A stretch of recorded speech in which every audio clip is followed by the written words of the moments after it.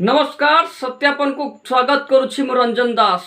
सत्यापन बड़ प्रसंग होउछि जे मेंटो राजनीति एवं सस्पेंस को लेकी आज पर्यंत क्लियर हो पारि नाही जे बीजेडी और बीजेपी भितर मेंटो हेबो ना नाही।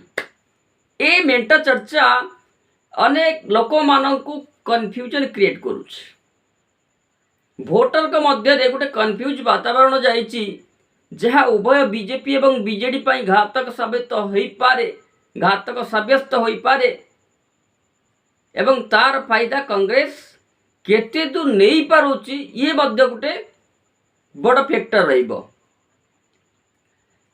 आम पाखरे जहाँ सूचना रही आज पर्यंत मेंट होबार कौनसी संभावना नहीं, अर्थात मेंट होबार संभावना बहुत कम बोली कह जाई पारे।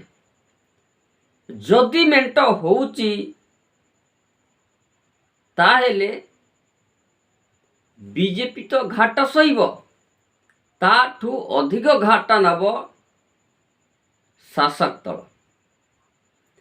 ये किपरि आमे कहीं एभली कथा कहलु, आसंता काली निश्चित भाव या आलोचना करिबा।